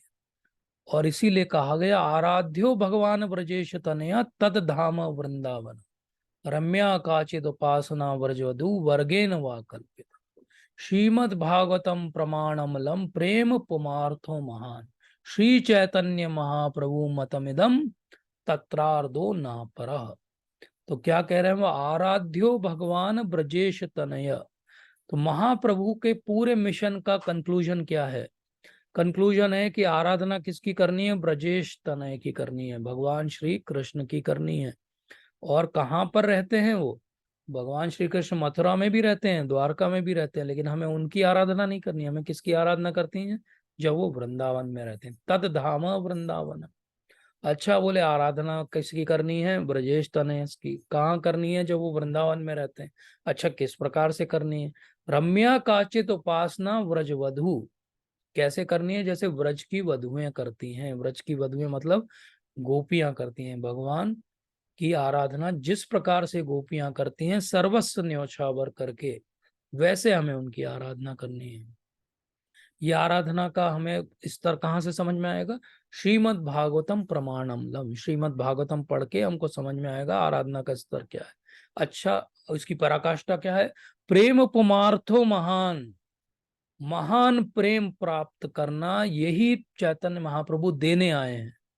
श्री चैतन्य महाप्रभु मतम इदम तत्रार्धो न पर। बोले सबसे बड़ा मत किसका है? महाप्रभु का। उसके ऊपर किसी मत की आवश्यकता नहीं। तो भगवान श्री कृष्ण जब वृंदावन में है तो वो कैसे हैं? रसराज हैं, सारे रस के आगार हैं, सागर हैं। और राधा रानी कैसी हैं? राधा रानी है महाभाव की स्वरूपणी है। सारा भाव, इसकी जो पराकाष्ठा है भाव की भगवान के प्रति, उसको कहते हैं महाभाव। और ये महाभाव पूरे क्रिएशन में केवल राधा रानी के पास, किसी और के पास नहीं। इसीलिए राधा रानी को कहते हैं महाभाव स्वरूप। तो फिर बात उठती है, फिर राधा रानी की चर्चा क्यों नहीं है सब जगह, हर कोई जानता क्यों नहीं है? उसका कारण बहुत सिंपल है, क्योंकि ये बहुत कॉन्फिडेंशियल नॉलेज है। जैसे किसी व्यक्ति के बारे में हम ऊपरी तौर पे उसका नाम जान सकते हैं, वो क्या काम करता है वो जान सकते हैं, लेकिन उसकी घर में अंदर क्या चल रहा है वो जानना हर किसी के बस की बात नहीं। उसके लिए आपकी बहुत क्लोज फ्रेंडशिप होगी तो आपको पता चलेगा कि अच्छा उसके कितने बच्चे हैं, उसकी वाइफ का नाम क्या है, वो कैसे रहता है, क्या उसको खाने में पसंद है। ये बहुत इंटीमेट इंफॉर्मेशन है, ये सबके लिए नहीं है, ना सबको मिल सकती है। भौतिक जगत में भी हम नहीं जान सकते किसी व्यक्ति के बारे में। तो ये तो भगवान श्री कृष्ण स्वयं भगवान है। स्वयं भगवान की जो आराधना करने की पराकाष्ठा होगी, जो महाभाव स्वरूपणी होगी, उनके बारे में क्या ऐसे ही जान जाएंगे हम? कैसे जानेंगे? जान ही नहीं सकते। लेकिन फिर भी भगवान इतने कृपालु हैं कि आप मत्स्य पुराण, ब्रह्म वैवर्त पुराण, देवी भागवत, शिव पुराण, पद्म पुराण, ब्रह्मांड पुराण, नारद पंचरात और भी बहुत सारे जो है ग्रंथ हैं जिनमें राधा रानी के बारे में बहुत विस्तार से दिया गया। और एक ऐसा एक्चुअली एग्जाम्पल है जिसको तो हर कोई मानता है, और वो है आदि शंकराचार्य। आदि शंकराचार्य के बारे में कोई कभी डिबेट नहीं करता। आदि शंकराचार्य जी ने जयदेव गोस्वामी के बहुत पहले राधा रानी को अच्युत अष्टकम में, यमुना अष्टकम में, और एक साउथ में बहुत बड़े भक्त हुए, उनका नाम था वेदांत देसिकर, जो श्री संप्रदाय के, उन्होंने भी राधा रानी के बारे में लिखा है। तो ऐसा नहीं कि राधा रानी के बारे में कोई नया हमने बनाया है या हम कुछ क्रिएट करके या प्रेजेंट कर रहे हैं, ऐसा नहीं है। राधा रानी बहुत गुह्यतम तत्व है, इसलिए उनके बारे में बहुत खुले रूप से चर्चा नहीं होती। इसीलिए हमने अभी समझा था कि राधा पूर्ण शक्ति, कृष्ण पूर्ण शक्तिमान, दुई वस्तु भेद नहीं, शास्त्रीय और प्रमाण, दोनों में कोई भेद नहीं। अब जब राधा और कृष्ण में भेद ही नहीं है, तो ये प्रश्न उठाना कि राधा और कृष्ण का विवाह हुआ था कि नहीं हुआ था, ये बहुत ही ऐसी बात होगी कि आपने अभी तत्व को बेसिक समझा ही नहीं और आप प्रश्न उठाने लगे। और हम सब ने वो श्रीदामा का श्राप वाली कथा हम सब ने सुनी, हमें पता है कि क्या कारण है कि राधा और कृष्ण को यहाँ पर भौम वृंदावन में थोड़े समय के लिए वियोग सहना पड़ा। तो इस प्रकार से हम जानते हैं कि भगवान अवतारी हैं, और उन अवतारी भगवान से राइट साइड से सारे अवतार आते हैं, और भगवान की लेफ्ट साइड से राधा रानी आती है, और फिर राधा रानी से सारी शक्तियों के अवतार आते हैं। तो इस प्रकार से राधा रानी इतनी महान है कि भगवान का एक नाम है मदन मोहन। मदन मोहन का अर्थ होता है जो जो मदन है, अर्थात कंदर्प हैं, क्यूपिड हैं, उनको अट्रैक्ट कर ले। वो इतने सुंदर हैं भगवान, लेकिन इतने सुंदर भगवान भी कहाँ आकर्षित हो जाते हैं? राधा रानी से। इसलिए राधा रानी का नाम क्या है? मदन मोहन मोहिनी। राधा रानी इतनी सुंदर है कि मदन मोहन भी उनसे मोहित हो जाते हैं। और ऐसी सुंदर राधा रानी जो है, श्रील प्रभुपाद अपने एक लेक्चर में बताते हैं कि जब हम हरे कृष्ण कृष्ण कृष्ण हरे हरे, हरे राम राम राम हरे हरे, ऐसे जब हम मंत्र जाप करते हैं, तो जो हरे हैं वो कौन है? वो राधा रानी है। उनको हम प्रार्थना कर रहे हैं कि ओ Shrimati Radha Rani, please engage me in your devotional service. ओ Krishna, please engage me in your devotional service. लेकिन हमने देखा कृष्ण कैसे हैं, ये यथा माम प्रपद्यन्ते, तो कृष्ण के पास सीधे जाएंगे तो रिजेक्ट हो जाएंगे। वो भक्त वत्सल हैं, लेकिन थोड़े नियम से भी चलते हैं। राधा रानी कैसी हैं? राधा रानी करुणा का सागर है। राधा रानी अगर वो रिकमेंड कर देती है कि ये भक्त अच्छा है, तो भगवान श्री कृष्ण उनको एक्सेप्ट कर लेते हैं। तो हमारी सारी जो होपलेसनेस है यहाँ पे जीवन जीने की, ये होपफुलनेस एक ही रूप से बदल सकती है कि राधा रानी हमसे प्रसन्न हो जाए। अगर राधा रानी हमसे प्रसन्न हो जाए तो बातें बहुत आसान हो जाएंगी हमारे लिए। इसलिए क्योंकि राधा रानी प्रसन्न हो जाएंगी, तो राधा रानी हमें रिकमेंड कर देंगी भगवान श्री कृष्ण से। तो रोज जो हम नाम जप कर रहे हैं, वो केवल इसीलिए कर रहे हैं कि किसी प्रकार से राधा रानी को प्रसन्न कर दें। तो इसके लिए क्या करना पड़ेगा? तो भक्ति सिद्धांत सरस्वती ठाकुर महाराज बहुत सुंदर बात कहते हैं। वो कहते हैं कि ब्रजवासी जैसा मूड आपको डेवलप करना पड़ेगा। और आज ही महाराज ने बहुत सुंदर एक कथा सुनाई। इस कथा के साथ ही हम आज के सत्र को थोड़ा और समझ के विराम देंगे। और महाराज ने इतनी सुंदर कथा बताई कि एक साधु थे, वो परिक्रमा कर रहे थे वृंदावन में, और परिक्रमा करते हुए भगवान उनसे प्रसन्न हो गए, तो भगवान उनके सामने प्रकट हो गए, तो छोटे से बालक के रूप में। तो वो साधु को बोलते हैं कि बाबा, मैं आ गया हूँ, मेरी तो आप मेरे को ही पुकार रहे हो, मैं आ गया हूँ, दर्शन दे रहा हूँ आपको। बोले कौन हो तुम? तो बोले मैं कृष्ण हूँ। बोले तुम कृष्ण हो? तुम नहीं हो सकते कृष्ण। बोले क्यों, ऐसा क्यों कह रहे हो? बोले कौन से कृष्ण हो तुम वो द्वारका वाले कृष्ण हो, मथुरा वाले कृष्ण हो? बोले नहीं नहीं, मैं वृंदावन वाला कृष्ण हूँ। तो वो साधु ने बोला वृंदावन वाले कृष्ण? वृंदावन वाले कृष्ण तो बिना राधा रानी के रहते ही नहीं है। बोले तुम अकेले क्या कर रहे हो? तो वो भगवान फिर ऐसा करते हैं कि राधा रानी भी वहां पे प्रकट हो जाती है। जब साधु इन दोनों का दर्शन करते हैं तो बोलते हैं हाँ, ये मेरे वृंदावन वाले कृष्ण है। तो ये है ब्रजवासी का भाव। ब्रजवासी का भाव ये कि कृष्ण भी सामने आ जाएंगे तो बोले नहीं नहीं, राधा रानी कहाँ है? राधा रानी मिलेंगी तो हम बात करेंगे। जैसे कि बहुत सुंदर गोपियां जो हैं, वो ये भागवतम के अंदर आता है कि गोपियां जो है भगवान श्री कृष्ण को खोज रही हैं, तो एक जगह नारायण का रूप धर के भगवान जो है खड़े हो जाते हैं। अब नॉर्मली हम कहीं से गुजरे और हमको नारायण के दर्शन हो जाएं तो हम क्या करेंगे? हम तुरंत दंडवत करेंगे, प्रणाम करेंगे और बिल्कुल न्योछावर कर देंगे अपने आप को। गोपियां क्या करती हैं, गोपियां बोलती वो देखा क्या, वो काली को देखा, कृष्ण को देखा, कहाँ गया, इधर गया क्या। They are not bothered only कि कौन खड़ा हुआ है। और फिर उसमें एक ट्विस्ट भी है कि राधा रानी वहां से निकलती है। राधा रानी जब वहां से निकलती है तो ये चार हाथ में खड़े हुए हैं नारायण, तो राधा रानी को देख के उनके दो हाथ मेल्ट हो जाते हैं और बाकी दो हाथ में बांसुरी आ जाती है और वो बांसुरी बजाने लगते हैं, क्योंकि राधा रानी के सामने ये अपना कुछ भी ऐश्वर्य का प्रदर्शन नहीं कर पाते हैं। तो ये है ब्रजवासी का भाव। ब्रजवासी का भाव ये है ही नहीं कि उसे ऐश्वर्य चाहिए, ब्रजवासी का भाव क्या है, उसे तो भगवान का प्रेम चाहिए। और ये राधा रानी का भाव है। तो ये भाव हमको कैसे मिलेगा? ये भाव मिलेगा जब गुरु महाराज की कृपा होगी। गुरु महाराज की कृपा के बिना, और हमने देखा हमारी पूरी गुरु शिष्य परंपरा में इस कृपा के बिना ये भाव नहीं मिलेगा। तो इसीलिए गोपियां जब गाती हैं कि तव कथामृतम तप्त जीवनम, तो ये जो हमारा जीवन है ये तप्त है, ये कमल दल जल है, लेकिन तव कथामृतम, भगवान की कथा और इस राधा रानी और भगवान श्री कृष्ण की कथा का अमृत अगर हमें मिल जाए तो हमारा ये जो है वो सारा सारा तप्त जो जीवन है वो समाप्त हो जाएगा और हमें भगवान का सच में अनुभव होने लगेगा। तो राधा रानी जो है बहुत ही दयालु है, लेकिन राधा रानी को क्या चाहिए हमसे? राधा रानी को हमसे एक ही चीज चाहिए, वो है ग्रेटिट्यूड, एटीट्यूड ऑफ ग्रेटिट्यूड, जिस पे हम पिछले 2 सत्र भी ले चुके हैं। राधा रानी को क्या चाहिए हमसे?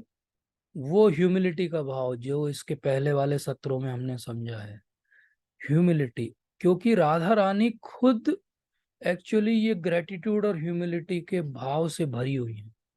और ये कैसे है? ये ऐसे है कि राधा रानी एक्चुअली इतनी महान है, भगवान के बाद पहली बात जो आई है संसार में। और कई शास्त्रों में और कई रसिक जन तो ये भी कहते हैं कि ये मेरी समझ में नहीं आता कि पहले कृष्ण आए कि राधा आई कि दोनों साथ में आए। और वो फिर कंक्लूजन निकालते हैं पहले राधा आई होंगी फिर कृष्ण आए होंगे। That is their conclusion. अगर हम तत्व के आधार पे भी समझे तो कृष्ण के बाद पहला जो प्रकट हुई वो राधा रानी है। तो राधा रानी इतनी अच्छे से भगवान की सेवा करती है, लेकिन जब भगवान उनको कभी कभी त्याग के चले जाते हैं, या जब वृंदावन छोड़ के वो मथुरा चले जाते हैं, तो उस समय राधा रानी अपने आप को धिक्कारती हैं और वो ये कहती हैं कि जरूर मेरी भक्ति में कोई कमी है। और वो कैसे इतनी हम्बल हैं, वो कहते हैं कि मेरी भक्ति में कमी है क्योंकि कृष्ण मुझे छोड़ के चले गए, मतलब उन्हें मेरी सेवा रुचिकर नहीं लगी, पहली बात। दूसरी बात, कृष्ण चले गए और मैं अभी भी जीवित हूं, अर्थात मेरी भक्ति बहुत अच्छी नहीं है।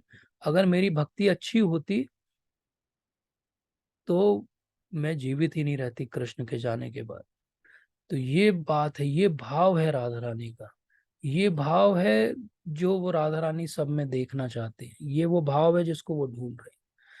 तो हम राधा अष्टमी पे क्या कर सकते हैं? हम अपने दोनों हाथ जोड़ सकते हैं गुरु महाराज के सामने, श्रील प्रभुपाद के सामने, और ये भिक्षा मांग सकते हैं उनसे कि आपके अंदर जो भाव है भगवान श्री कृष्ण और राधा रानी के लिए, उनकी सेवा के लिए, क्या उसमें से थोड़ा बहुत हमें मिल सकता है?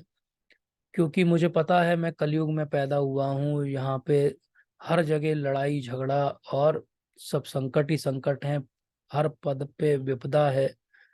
और मैं भी अंदर से इतना सेल्फिश हूँ, मेरे अंदर भी इतनी कमियां हैं। तो कैसे होगा कि मुझे भगवान की कृपा मिलेगी? और चैतन्य महाप्रभु और विशेषकर नित्यानंद प्रभु इसी एक बात के लिए आए, परम करुणा पाहु दुई जन निताय गौर चंद्र। तो सबसे परम करुणा देने के लिए आए चैतन्य महाप्रभु और नित्यानंद प्रभु। उन्होंने बोला कि हाँ, अगर आपके अंदर कपट नहीं है तो आपको ये जरूर मिलेगा और इसी जन्म में मिलेगा। ये प्रॉमिस किया है महाप्रभु ने, ये प्रॉमिस किया है शिल प्रभुपाद ने। शिल प्रभुपाद ने कहा है, कई बार कहा अपने रूम कॉन्वर्सेशन में कि you just follow me and rest everything you leave to me. हम केवल क्या करें, हमसे कोई महत सेवा नहीं होने वाली, कोई बहुत हम सेवा नहीं कर पाएंगे जीवन में, लेकिन हम अपने अंदर एक सिंप्लिसिटी का भाव रख सकते हैं। प्रोसेस बहुत सिंपल है जो प्रभुपाद ने दी है, हरे कृष्ण मंत्र भी बहुत सिंपल है। हम अपने जीवन को कॉम्प्लिकेट ना बनाएं, हम वो सिंप्लिसिटी रखें, वो भाव याद रखें जो राधा रानी को प्रसन्न करता है, और उस भाव को हम जागृत करने का प्रयास करें।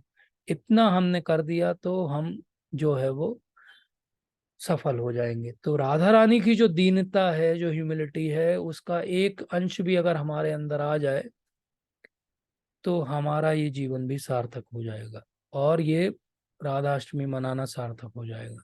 इसलिए बहुत आवश्यक है कि हम क्या करें, हम किसी तरीके से राधा रानी से ये प्रार्थना करें कि ये जो कमल दल जल जीवन तलमल है, भजहु हरि पद नीति रे, किसी प्रकार से मैं हरि के पद का भजन कर सकूं इस जीवन में और अपने जीवन को सार्थक कर सकूं। तो आप सभी का बहुत बहुत धन्यवाद। Thank you so much. अगर कोई त्रुटि सुधार हो, अगर कोई प्रश्न हो तो ले सकते हैं। राधा रानी की जय, शिल प्रभुपाद की जय। प्रभु जी, एक मैं पूछना चाहती थी जी कि ये एक और जगह जब विराट रूप दिखा रहे हैं अर्जुन को, जी। तो तब भी वो कह रहे हैं कि ये मेरी अंतरंगा शक्ति है जिसके कारण ही यस मैं तुमको ये यस यस विराट रूप दिखाना यस चाहता हूँ, यस मैडम। है ना। Actually, I have made a list of all places where Lucas. it is there, but क्योंकि सेशन में वो संभव नहीं था तो हमने डिस्कस नहीं किया। विराट रूप के बारे में अब आपने चर्चा की है तो हम एक बात और समझते हैं, बहुत सुंदर, आज राधाष्टमी से ही जुड़ी हुई है। भगवान ने विराट रूप क्यों दिखाया? विराट रूप दो कारणों से दिखाया भगवान ने। भगवान के दो तरह के ऑल परवेडिंग मैनिफेस्टेशन है जो सब तरफ स्प्रेड आउट है। एक भौतिक जगत का मैनिफेस्टेशन जिसको कहते हैं विराट रूप, और एक आध्यात्मिक जगत में जब वो ब्रह्म ज्योति के रूप में रहते हैं।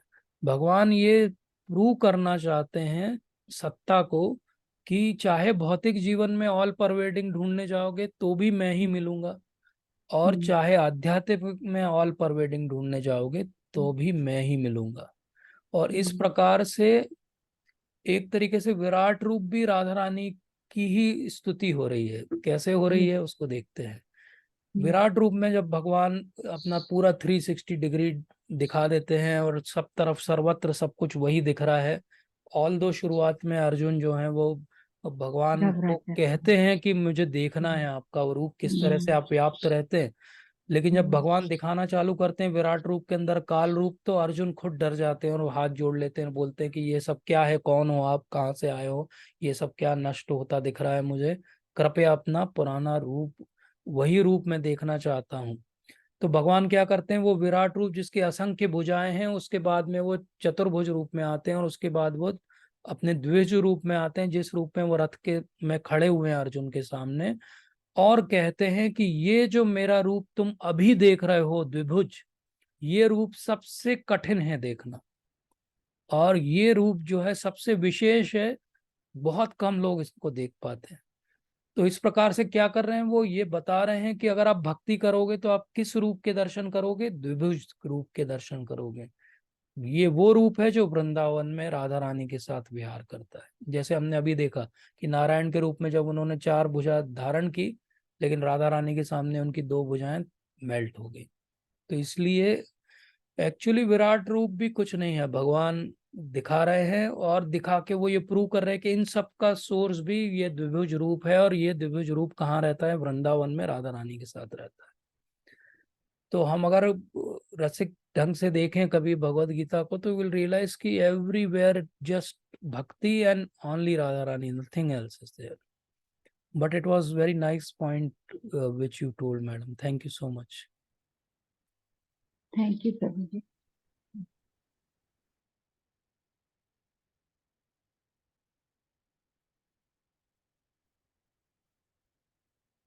अंकित प्रभु जी, you want to add on to it?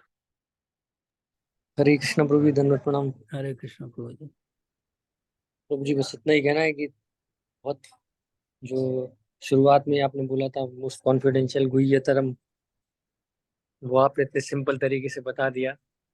मैंने कुछ नहीं बताया, मैंने तो, आपने सुना ही होगा सुबह महाराज का लेक्चर, इट वाज जस्ट। और वो बहुत अच्छे से आपने बताया। हम तो प्रभु जी ABCD वाले हैं अभी, तो ये तो आपने वो PhD लेवल का इतने अच्छे से समझा दिया, बहुत अच्छा लगा। उसमें महाराज ने बहुत अच्छे से, आपने भी बहुत अच्छे से बताया। वो जो योगी मतलब जो ब्रजवासी रहते हैं उनके बाल ऐसे जाते हैं, फिर वो बहुत अच्छे से, बहुत बहुत, अच्छी लगी। महाराज ने तो बहुत विस्तार से बताया था। बहुत अच्छा था वो, जी जी जी, बहुत ही सुंदर। सुंदर था। जी, बहुत ही अच्छा। उसमें एक पॉइंट और भी अच्छा लगा था वो, कि जी। वो जो सेंट वाला पॉइंट उन्होंने बोला था, जो मतलब हमें मतलब क्लिक करा थोड़ा, क्योंकि हम तो मटेरियल लेवल में अभी तो उतना ही समझ में आता है।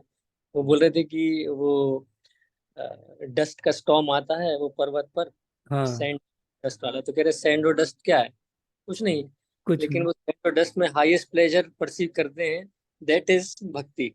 दैट इज लेकिन भक्ति। और एक बहुत अच्छी बात महाराज ने आज लेक्चर में बोली, मैंने लिख लिया उस लाइन को, जी कि वो जो डस्ट है, बोले वो डस्ट क्या स्पेशलिटी है उस डस्ट की। जी बोले वो डस्ट की स्पेशलिटी ये है कि वो डस्ट भगवान के चरण में रहना चाहती है। जी जो वृंदावन की डस्ट है, जिसमें वो एग्जाम्पल देते हैं उद्धव का, कितना सुंदर तरीके से महाराज ने समझाया है कि उद्धव भगवान श्री कृष्ण के सबसे क्लोजेस्ट फ्रेंड हैं। और नॉर्मली क्लोजेस्ट फ्रेंड को हम सबसे अच्छी गिफ्ट देंगे, तो बोले उनको वो भेज देते हैं Vrindavan. You go to Vrindavan, meet with the gopis. अब उद्धव कौन है? उद्धव, महाराज एक लेक्चर में बताते हैं कि बृहस्पति के सबसे अच्छे शिष्य आज तक संसार में, क्रिएशन में कोई हुए तो वो उद्धव थे। वेरी इंटेलिजेंट, ज्ञान योगी, पराकाष्ठा बिल्कुल। और उसको कहाँ भेज देते हैं? वो बोले जाओ, वो गोपियों के साथ मिलके आओ और उनको सांत्वना दे के आना। तो ये जब आते हैं तो आउटस्कर्ट्स ऑफ वृंदावन तक वो ये सोचते रहते हैं कि हाँ, I have to do some mission which Krishna has told me to do. But when he meets them, तो it is totally different. आज महाराज बहुत सुंदर समझा रहे थे कि गोपियां सब मेडिटेशन में बैठी हुई हैं, बोले। जी बोले मेडिटेशन में बैठी हुई, बोले क्या कर रहे हैं? बोले मेडिटेशन। बोले मेडिटेशन करके हम भगवान को भुलाना चाह रहे हैं, बोले। बोले भगवान बहुत ज्यादा सिर पे एकदम चढ़ गए हैं, बोले थोड़ा भगवान को भुलाना चाहते हैं। और वो बोलता है उद्धव कि लोग मेडिटेशन करके भगवान को याद करना चाहते हैं और कर नहीं पाते हैं, और तुमको याद है भगवान, तुम भुलाने के लिए मेडिटेशन कर रहे हो। बोले फिर वो मेडिटेशन करते हैं, इतने में एक चिड़िया चीची चीची करती है, और वो एक गोपी सुनती है। बोले वो भगवान के साथ लीला की थी हमने, वो चिड़िया ऐसे ही चिड़चिड़ा रही थी। बोले हाँ, चहचहा रही थी चिड़िया, हाँ एक लीला की थी ना। फिर वो सबका मेडिटेशन टूट जाता है, सब भगवान की चर्चा करने लगते हैं। बोले उतनी ही देर का चल पाता है उनका meditation. So such an amazing level of bhakti, कि वो भुलाने के लिए they have to do some endeavour, और हमको याद रखने के लिए शायद कई सारे जीवन लगाने पड़ जाएं, और शायद कोई दिन आए ऐसा। तो कितना डिफरेंस है गोपियों में, और फिर उनकी जो राधा रानी है उनका भाव कैसा है। वो भौरे वाला कितना अच्छा सुंदर महाराज समझाते हैं कि वो भौरे को देख के, वो ऐसा नहीं कि भौरे को देख के, ब्लैक कलर को देख के उनको कृष्ण की याद आ रही। आज तक मैं ऐसे ही सोचता था, महाराज ने आज लेक्चर में समझाया और मेरे आज समझ में आई बात कि नहीं, वो उनको कृष्ण ही मान रही है, कि कृष्ण ही रूप बदल के यार उनसे वो बात कर रही है। और बोले वो फिर जब भौरा उड़ के चला जाता है और उद्धव वहां बैठे हुए देख रहे हैं, वो एकदम से झेप जाती हैं राधा रानी की, ये क्या देख लिया। बोले ये बात सब जगह स्प्रेड आउट हो जाएगी, तो शी बिकम्स वेरी एम्बरेस्ड कि क्या होगा। बोले सो वो ऐसा नहीं कि राधा रानी कुछ फेक कर रही हैं, या राधा रानी जो है वो उसको कलर के कारण आइडेंटिफाई कर रही हैं। राधा रानी सच में उनको कृष्ण ही मान रही। So this is a different level of understanding, and which only I know Maharaj only can give that. It was amazing. Today's session was extraordinary, as always. What are were your take home points? जी पूरा lecture actually note पूरा करने लायक lecture ही take home message. बिल्कुल सही, है, सारे पूरा point lecture ही महाराज का take home message है आज का। तो क्या लेक्चर है। शुरुआत सिंसेरिटी, डेडिकेशन, यस, और वो अंत में वो कितना बढ़िया ग्रेटिट्यूड पे लेकर आए, और बिल्कुल कितना बढ़िया वो प्रभु जी ने भी बाद में समराइज किया ना कि gratitude was the main theme, तो मुझे भी क्लिक किया, हाँ gratitude was the main theme. तो महाराज is always, he always talks about humility, gratitude, really amazing. माता जी आपका हैंड रेज है, you want to say something?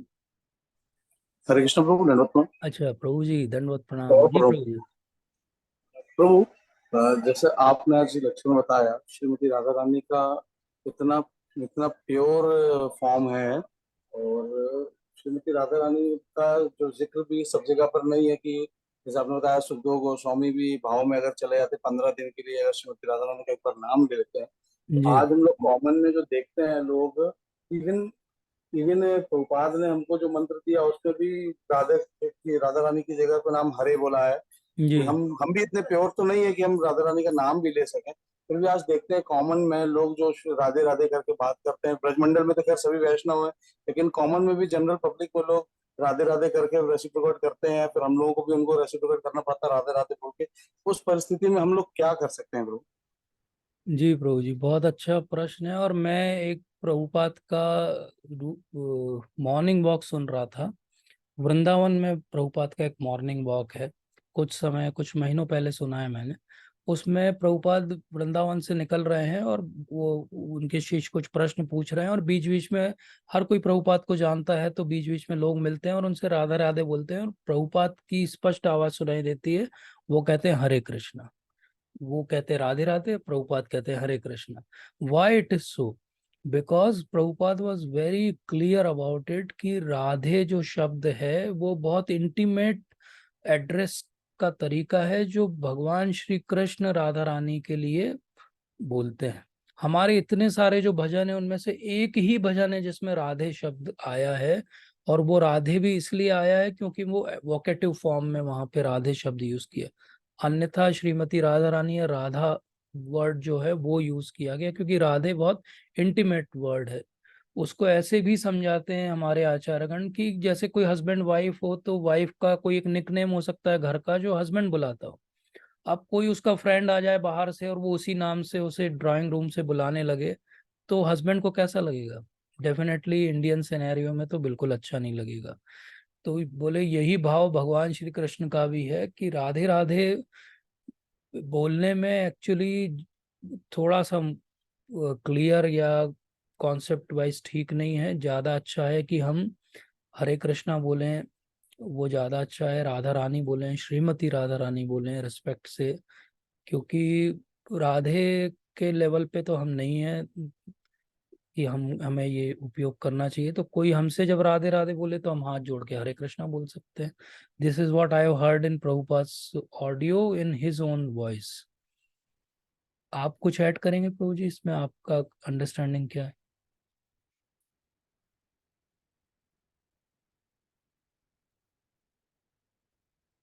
Saurabh प्रभु जी। हरे कृष्ण प्रभु। जी प्रभु जी। हरे कृष्ण। जी प्रभु जी। नहीं प्रभु, आपने अच्छा बताया, मैं इसमें कुछ भी ऐड नहीं करूंगा। जी प्रभु जी। थैंक यू क्योंकि प्रभु। जी प्रभु जी, थैंक यू। क्योंकि राधा रानी इतना महान भाव और तत्व है कि चीपली नहीं लेना चाहिए उनको, और हमें बहुत सावधानी के साथ उनकी तरफ जो है वो अग्रसर होना चाहिए ताकि कोई अपराध ना हो जाए हमसे। ये बहुत केयरफुल रहना चाहिए।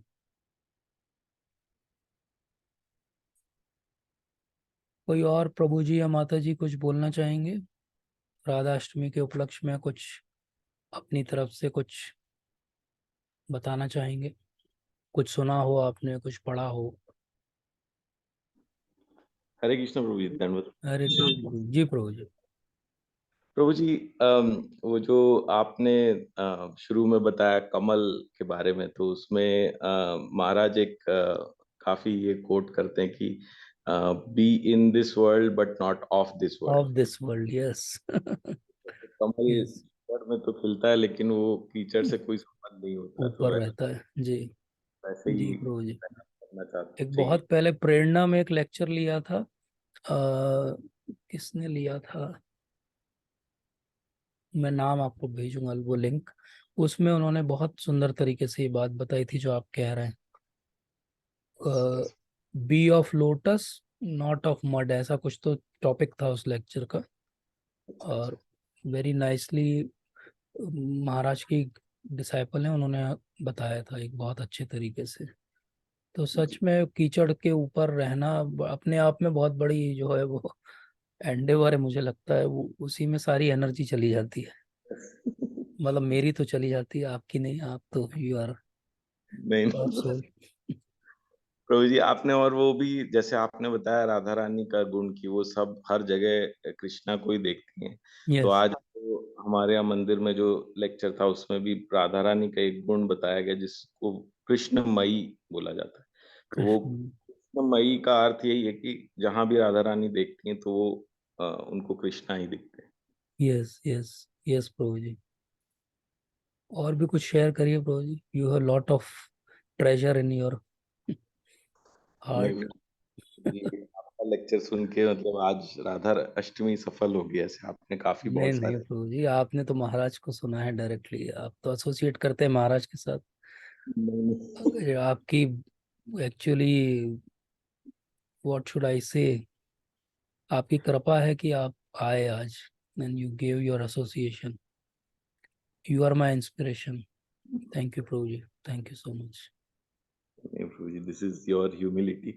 और प्रभु जी जैसे आप एक और आपने कई एग्जांपल्स दिए कि जो सन्यास आश्रम में भी कई हमारे पास हैं जो जिन्होंने राधा रानी का भजन किया।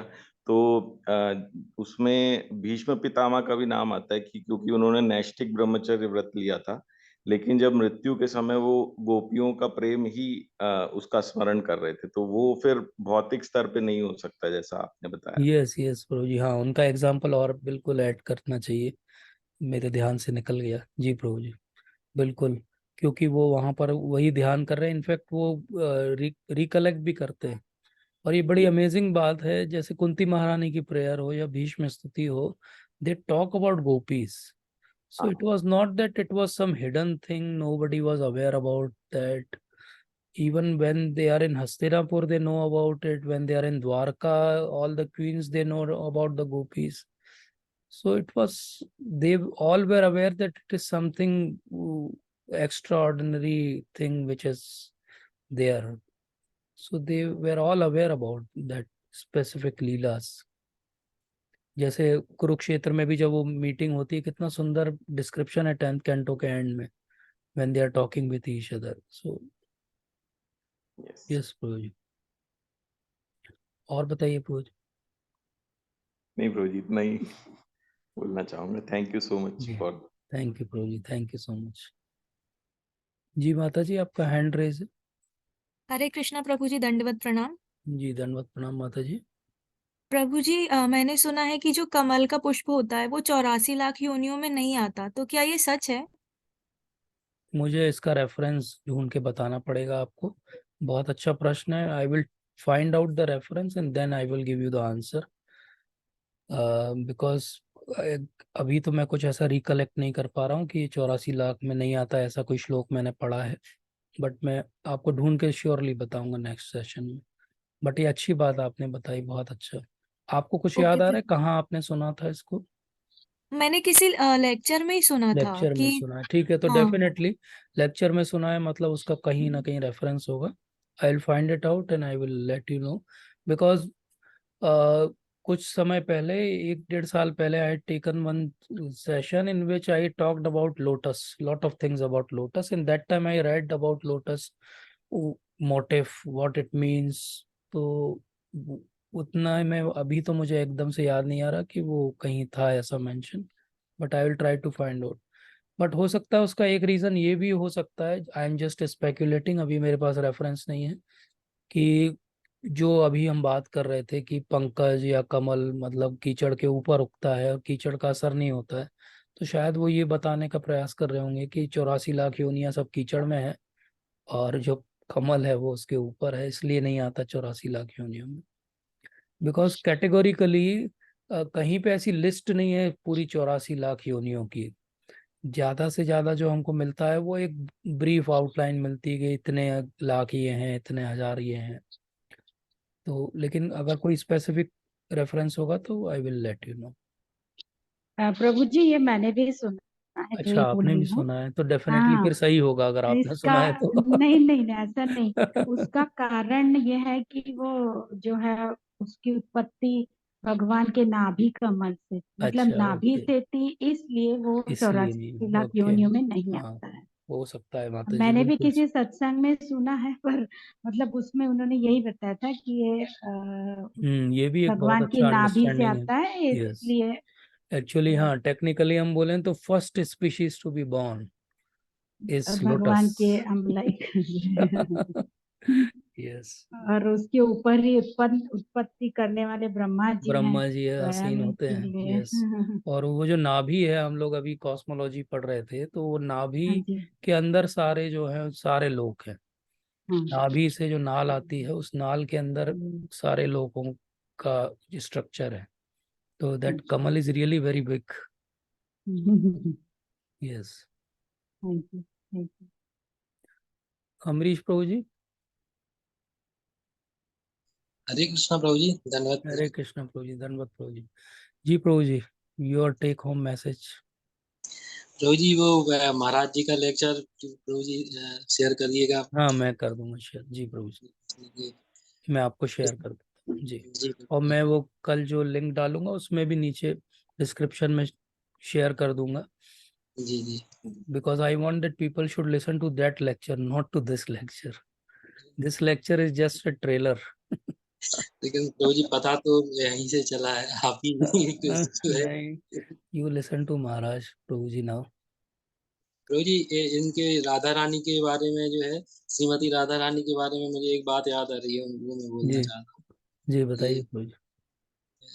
श्रीमती राधा रानी का जो है आपके लेक्चर में, पुराने लेक्चरों में एक बार बताया गया था कि उनका जो है मतलब श्री कृष्ण के प्रति प्रेम जो है वो हर पल कई गुना बढ़ता कई जाता है। गुना बढ़ता जाता है। यस हर पल बढ़ता जाता है और वो कम नहीं होता, मतलब और कई गुना बढ़ता जाता है। यस तो यस उसी प्रेम को महसूस करने के लिए भगवान ने महाप्रभु का जो है अवतार दिया था।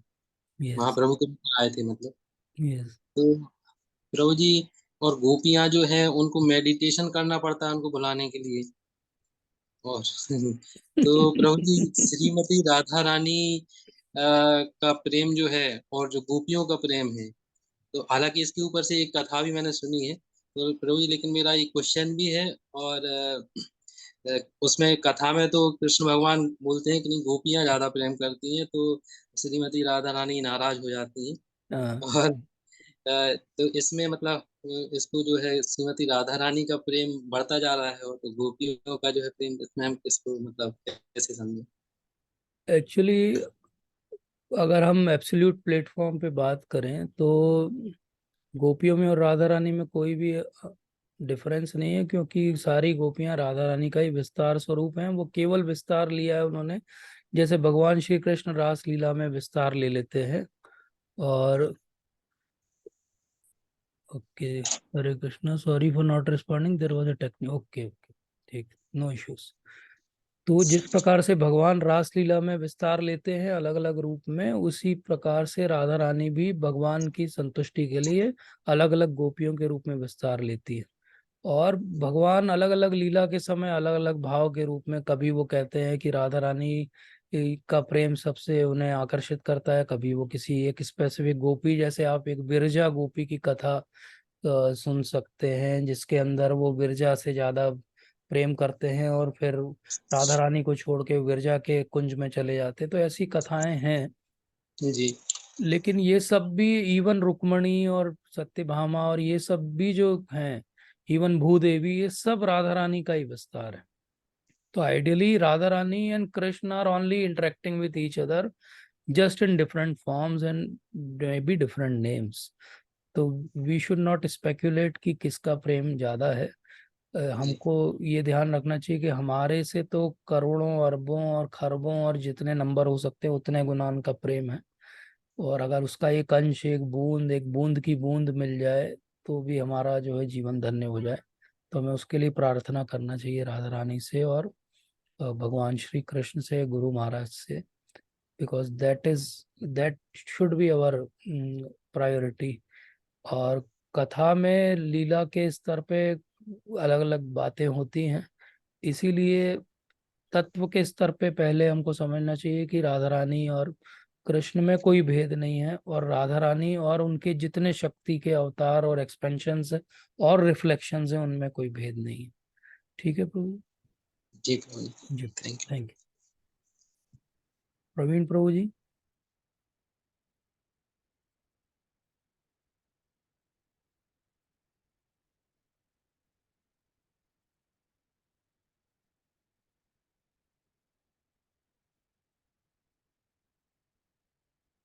Okay, so anyone else wants to contribute or we will end the session? हरे कृष्ण प्रभु जी। जी प्रभु जी, हरे कृष्णा, धन्यवाद। सॉरी प्रभु जी, जी आपको लेट हो रहा है। नहीं बोलिए ना प्रभु जी, बोलिए। प्रभु जी, ये मैं ये पूछना चाहता हूँ, जैसे राधा रानी भगवान कृष्ण से भी ज्यादा दयालु है, तो क्यों ना प्रभु जी उनकी भक्ति की जाए, क्योंकि Yes. मतलब और प्रभु जी अपन उनके भक्ति करने के लिए क्वालिफाइड नहीं है, क्योंकि अपन अशुद्ध अशुद्ध जीव हैं। तो प्रभु जी इसमें थोड़ा डायलेमा आ रहा है कि उनकी भक्ति भी नहीं कर सकते और वो ज्यादा कृपालु भी हैं। तो प्रभु जी क्या करना चाहिए अपन को, कृष्ण की भक्ति के साथ वो करना चाहिए, कंटिन्यू करना चाहिए, या फिर मतलब थोड़ा सा कंफ्यूजन क्रिएट हो रहा है? हाँ, इस ऐसा कंफ्यूजन का बहुत सिंपल सा सॉल्यूशन है प्रभु जी। मुझे भी कुछ साल पहले कंफ्यूजन था, फिर मैंने इस पे रिसर्च किया और मुझे जो बहुत ही संतोषजनक और इफेक्टिव आंसर मिला इसका, वो ये है कि approach through Nityananda Mahaprabhu and Chaitanya Mahaprabhu, बस एंड ऑफ इट। हम राधा रानी को भी डायरेक्ट अप्रोच नहीं कर सकते, ना हम भगवान श्री कृष्ण को कर सकते हैं, लेकिन हम महाप्रभु को कर सकते हैं, क्योंकि महाप्रभु वही करुणा के अवतार हैं जो राधा रानी है। तो उतनी ही करुणा, लेकिन अप्रोचेबिलिटी पूरी पूरी, इसीलिए उनको कहते हैं महावदन्याय अवतार। तो हमको अगर राधा रानी की कृपा चाहिए तो सबसे आसान तरीका क्या है, गुरु महाराज के थ्रू हम महाप्रभु को अप्रोच करें। That is the easiest way in this material world to attract Radha Krishna's mercy. जी प्रभु जी। स्पर्श यस प्रभु जी, Yes. वैसे इसमें मेरा पर्सनल टेक ये है कि मतलब क्योंकि वो दोनों एक ही हैं और मतलब हाफ हाफ हैं, तो दोनों की एक साथ साइमल्टेनियसली दोनों की एक साथ भक्ति की जाए तो वो बेस्ट रहता है। यस, बेस्ट है, लेकिन फिर दोनों की भक्ति करने के लिए श्रील प्रभुपाद कहते हैं कि एक्चुअली कंडीशनड स्टेज में आप केवल लक्ष्मी नारायण के रूप में भगवान की भक्ति कर सकते हो, राधा कृष्ण के रूप में नहीं कर सकते, क्योंकि वो बहुत ही हाईएस्ट लेवल ऑफ वर्शिप है। तो फिर वो प्रभुपाद समझाते हैं कि लक्ष्मी नारायण के रूप में भक्ति कर सकते हो आप विग्रह के रूप में, और जो राधा कृष्ण की लीला में अगर आपको सहभागिता चाहिए तो उसके लिए आप महाप्रभु के थ्रू एंट्री ले सकते हो, क्योंकि वो सबसे इजीएस्ट तरीका। अगर आप Chaitanya Charitamrita first second third शुरुआत आदि लीला के 3 चैप्टर पढ़िए, you will get a very clear answer based on Shri Prabhupada purpose for this query. Yes प्रभु जी।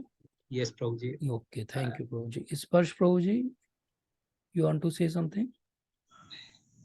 हरे कृष्ण प्रभु जी। हरे कृष्ण प्रभु जी, धन्यवाद आज प्रणाम। प्रभु जी मैंने एक राधा रानी पे एक्रोनिम सुना था। हाँ हाँ, बताइए बताइए। जानते हो तो you are please. Master of acronyms. Your acronym of Prabhupada we are still not forgotten. Yes. तो श्रीमती राधा रानी का एक्रोनिम ऐसा है, तो RADHA। R stands for reservoir of all Shaktis. Yes. So Radha Rani is considered as pleasure potency of Krishna. Yes. Pleasure giving potency of Krishna. Yes. Yes. तो उनको कृष्ण जी को जो भी प्लेजर मिलता है वो पूरा राधा रानी से मिलता है। If Krishna is energetic, then Radha Rani is Energy. energy. Yes. तो जो भी एनर्जी है इस जीवन में, इस दुनिया में, वो सभी कुछ राधा रानी की कृपा से है। देन जैसे श्लोक आपने बताया, राधा पूर्ण शक्ति एंड कृष्णा पूर्ण कृष्ण शक्ति, पूर्ण शक्तिमान, पूर्ण शक्तिमान, दो ही Yes. वस्तु भेदना ही शास्त्र शास्त्रीय रूप में। And then A stands for aradhana. So basically the word Radha, Ra means aradhana and Dha means dhavati. तो जो भी always आराधना eager to जी, तो जो भी आराधना को बहुत परफेक्टली धारण करता है उनको राधा कहते हैं। तो one who is eager to serve Krishna is Shrimati Radha Rani. She can't live without serving Krishna, so she is the ultimate कह सकते हैं servant of Krishna, lover of Krishna. yes. Then RAD, D stands for her devotion is like ocean. Wow. So her devotion, her ocean of devotion is so wide, so big, so deep, it is just immeasurable. Yes, shoreless, bottomless ocean. Technically बोलते हैं उसको spirituality में. जी प्रभु जी। Yes. And जो हमारे अंदर थोड़ा सा भी डिवोशन आता है वो पूरा राधा रानी जी की कृपा से ही आता है। It completely comes from her. हमारे अंदर किसी के भी अंदर अगर थोड़ा सा भी डिवोशन है तो that is just because of Shrimati Radha Rani. And RADH, H जैसे आपने बताया, H stands for Hare. Hare in the Hare Krishna mahamantra stand for Shrimati Radha Rani. तो Yes. पूरी दुनिया हरि का चिंतन करती है, बट हरि हरे का चिंतन करते हैं, दैट इज श्रीमती राधा रानी। तो now RADHA, last A stand for attractor of the attractor of the attractive personality. So Madan Mohan Mohini. जी, so in Yes. this material world, the most in this material world, the most attractive personality is considered as Cupid. वो हमने देखा होगा, धनुष बाण लेके और पीछे पंख लगा के एक फिगर होता है, तो उसको कहते हैं, या इन संस्कृत और हिंदी मदन। तो Yes. वो इस क्यूपिड को भी, मदन को भी मोहित कर लेते हैं, वो होते हैं Krishna. That is Madan Mohan. But जो मदन को मोहित करने वाली कृष्णा को भी मोहित कर लेती हैं, उनको कहते हैं श्रीमती राधा रानी। So she is Madan Mohan Mohini. Very good.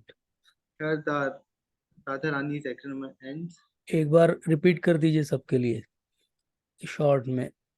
R जी। stands for this, so that everybody will remember and they will have dreams about this acronym today night.